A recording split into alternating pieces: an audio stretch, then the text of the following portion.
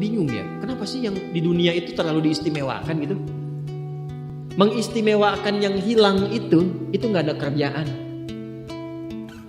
Mengagungkan yang hancur, yang sifatnya fana, rasanya biasa. Apa yang mau dibanggakan sih? Dan yang paling menarik tuh begini, ketika meninggal gelarnya pengen sama dengan yang dianggap ringan atau rendah status sosialnya itu. سبيل الدموع سبيل مريح تنهدى يا صاحي كي تستريح وبث. Jadi beliau ini Abbas sesibuk-sibuknya itu masih berpikir investasi. Saya boleh sibuk nggak dapat semua hadis Nabi, tapi anak saya mesti mendapatkan yang luput dari saya. Saya boleh nggak mendapatkan semua Quran, tapi anak saya mesti ada yang jadi ahli Quran. Cara berpikirnya siapa yang akan menjadi kebanggaan di akhirat nanti? Di dunia itu semu dunia itu. Jadi sementara aja, nggak pasti sifatnya. Perbedaan status sosial itu hanya istilah-istilah yang disematkan manusia saja. Ini kaya, ini miskin, ya kan? Yang ini punya jabatan, yang ini biasa-biasa. Itu istilah manusia. Toh pada akhirnya semua kembali ke tempat yang serupa. Dan menariknya begini, yang kaya, yang punya jabatan, tetap di akhir hidupnya pengen punya gelar yang sama dengan yang miskin. Atau dengan yang disebut miskin. Maaf, kalau ada orang disebut miskin meninggal, di papan nisannya ditulis apa? Di papan nisannya ditulis apa? Almarhum. Yang kaya juga kan pengen sama disebut almarhum. Iya kan? Tuh. Jadi nggak ada bedanya setelah berpulang itu. Perbedaan tuh hanya di amal saja. Itu poinnya. Maka kalau ada yang mengharapkan orang tua cita-cita membanggakan anak di dunia, boleh-boleh saja, tapi patut diingat itu sementara. Anda silahkan sekarang sekolahkan setinggi-tingginya, S1, S2, S3, S4, kerupuk 3, silahkan. Mau dalam negeri, luar negeri, mau di Nagreg, mau di California, mau di Chicago, di Chicago, di Singaparna, Singapura, silahkan. Itu pilihan. Tapi saya cuma mau katakan begini, itu sementara. Dan persaingannya tidak istimewa, karena janganpun Anda yang beriman, yang belum beriman pun bisa melakukan itu. Apa yang dikira yang hebat matematika itu anak Anda saja, anak orang lain pun bisa. Halo? Apa Anda kira yang jago fisika itu anak Anda saja yang beriman? Yang belum beriman pun bisa. Ya. Jadi perlombaannya itu rata semua. Dan gak ada yang istimewa. Saya kadang-kadang bingung ya, kenapa sih yang di dunia itu terlalu diistimewakan gitu? Mengistimewakan yang hilang itu gak ada kerjaan. Mengagungkan yang hancur, yang sifatnya fana, rasanya biasa. Apa yang mau dibanggakan sih? Dan yang paling menarik tuh begini, ketika meninggal gelarnya pengen sama dengan yang dianggap ringan atau rendah status sosialnya itu. Tadi kalau orang miskin meninggal gelarnya apa? Ternyata yang kaya pun pengen sama almarhum juga. Kalau rakyat yang meninggal di papan nisannya ditulis apa? Almarhum. Ternyata pejabat juga pengen begitu, sama juga. Saya belum pernah dengar nanti kalau saya meninggal tulis gelarnya Almaun ya. Gak ada. Tetap almarhum juga. Jelas ya? Nah, maka yang dipikirkan tuh perlombaan yang sejati itu begini. Perlombaan yang sejati itu adalah perlombaan untuk kehidupan yang abadi, yang gak fana lagi. Jadi kalau pada saat itu unggul selamanya, karena gak ada kematian lagi setelah itu. Itu yang dimaksudkan hadis Nabi. Kalaulah ada dunia ini punya nilai walaupun itu hanya bagian dari satu sayap nyamuk saja, ya tentu tidak akan pernah Allah memberikan itu semua kepada orang-orang yang ingkar kepadanya. Karena kalau diberikan nggak adil di situ. Karena itu sifatnya fana, ujian saja, pada akhirnya kembali. Nah, Abbas itu mampu membaca itu. Ini kehidupan sejak di zaman jahiliyah loh. Awas ya. Jadi risalah Islam itu membimbing pengikutnya, umatnya untuk berpikir lebih cerdas, visioner. Makanya jadi muslim itu mesti cerdas. Beriman itu membuat Anda lebih pintar. Saya tanya begini ya, maaf ya.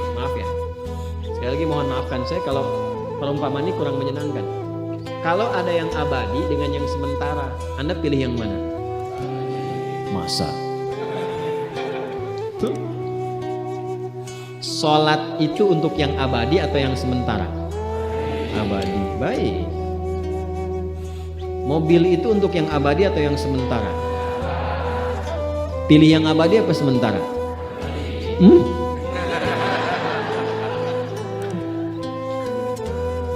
Di Kiai itu ada mobil Innova tuh. Siapa yang besok memilih tidak sholat subuh? Pilihannya pilih Innova atau pilih sholat subuh? Yakin? Kalau saya pilih Innova dipakai untuk mengantarkan sholat subuh. Nah itu lebih bagus. Ya. Jangan dipotong sampai situ ya. Ya bisa aja kita pilih Avanza, bisa pilih Ferrari, bisa pilih Pajero ya. Awas yang punya mobil Innova, Anda potong royalti kena. Paham? Abbas itu begitu. Anak saya mesti dipanggil di akhirat dan semua penduduk langit dan bumi menyimak itu semua. Diviralkannya di akhirat. Viral dunia itu sementara. Internetnya diputus gak viral lagi. Kadang-kadang yang viral kemarin kan sekarang gak ada lagi, ya kan? Yang viral tahun lalu sekarang sudah gak ada, ya kan? Jadi belum selesai kehidupan sudah hilang juga viralnya. Akhirat itu selamanya. Dan biasanya begini, kalau orang-orang yang diviralkan oleh Allah atas kehendak Allah itu abadi melintasi setiap masa. Jadi ada yang viral karena berita, ada yang viral karena doa dan kehendak Allah Subhanahu wa taala. Itu yang diviralkan langsung atas kehendak Allah itu melampaui zamannya. Makanya kisah ini pun bertahan sampai sekarang. Nah, Abbas itu berpikir saya boleh sekarang jadi pebisnis pedagang, tapi anak saya mesti menguasai apapun yang pernah diajarkan oleh Nabi. Maka anak kecil ini sejak dini mengikuti Nabi. Sejak dini lekat dengan Nabi. Maka ketika Nabi tidur pun itu ikut berkunjung karena keluarganya. Nah inilah yang didapatkan oleh kita hadis tentang bangun tidur. Jadi hadis tentang bangun tidur itu diriwayatkan oleh anak kecil yang umurnya belum genap balik. Main-main ke rumah Rasulullah, ke rumah bibinya Sayyidah Maimunah, ingin tahu bagaimana cara bangun malamnya Nabi. Itu diikutin sampai dilihat gimana bangunnya. Duduk dulu, kata beliau duduk dulu. Kemudian mengusap dengan bagian tangan yang diduga bersih untuk menghilangkan bekas ngantuknya. Setelah itu membaca khawatimah surah Ali Imran. Kemudian thumma dhahaba ila syanin mu'allaq, ke tempat tertutup, fatawadda, itu kan? Nah, itu ada semua rangkaiannya. Itu ditemukan nanti di hadis riwayat Abu Daud, di Sunan Abu Daud. Nomor hadis 1367. Itu hadis tentang bangun tidur. Ya, cara bangun tidur sampai sholat malam. Masih ingat teman-teman kalau kita bermakmum begini dan ada imam satu dan sudah pasti satu imam. Okay? Makmum berapa? Satu boleh? Boleh. Dua boleh? Tiga boleh? Empat boleh? Jadi imam berapa? Makmum? Empat. Laki-laki imam makmum? Imam, baik, bagus ya. Nah, dan imam kan laki-laki. Kalau perempuan imam untuk perempuan kan? Laki-laki untuk perempuan dan untuk laki-laki. Fokus ini. Kalau satu begini, satu laki-laki, kemudian di belakang laki-laki. Ini kan posisinya boleh sejajar kan? Ya kan? Yang imam ini, makmum ini kan? Tadinya di belakang, tarik begini sejajar. Ini yang meriwayatkan anak kecil yang belum balik itu. Itu riwayat Ibnu Abbas. Satu paket. Termasuk sholat, kemarin kan kita tarawih kan? Sholat malam. Yang dua rakaat itu kan? Ya, sholat malam yang sampai 11 itu, tambah khafifatain 2. Itu riwayatnya ini. Yang sholat tahajud malam yang 11 rakaat, tambah khafifatain 2, itu riwayatnya ini. Tutup dengan witir 1 rakaat. Itu anak kecil yang meriwayatkan. Dan tahukah Anda, sepeninggal Nabi SAW, Abbas bapaknya ini hafal 200 hadis, anaknya Abdullah hafal 2000 hadis. Begitu caranya. Anda di sini ada yang diplomat, yang di kantor, yang taruhlah berdagang misalnya, ibu rumah tangga, ya, dan sebagainya. Boleh, nggak apa-apa. Saat ini kita mungkin belum maksimal, tapi jangan biarkan ada satu di antara anak keluarga kita yang tidak jadi kebanggaan dia.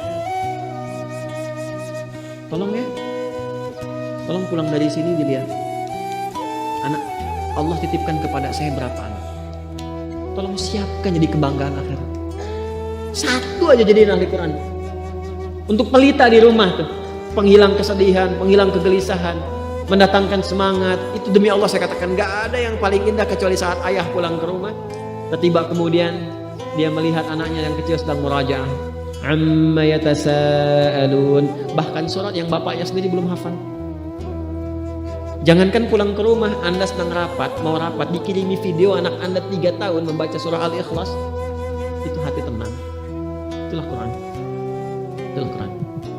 Maka belajar dari Ibnu Abbas ini, apa yang terjadi ketika orang tua mampu memfasilitasi anaknya demikian, sekalipun orang tuanya tidak mencapai apa yang diraih oleh anak, tapi orang tua mewarisi setiap pahala yang dihasilkan dari anak itu. Karena itulah setiap hadis yang diriwayatkan oleh Abdullah kecil ini, Ibnu Abbas, maka semua doa tersambung bukan hanya untuk beliau tapi juga untuk keluarganya, untuk orang tuanya. Karena itu kalimatnya bukan radhiyallahu ta'ala anhu tapi anhuma, untuk Abdullah dan bapaknya.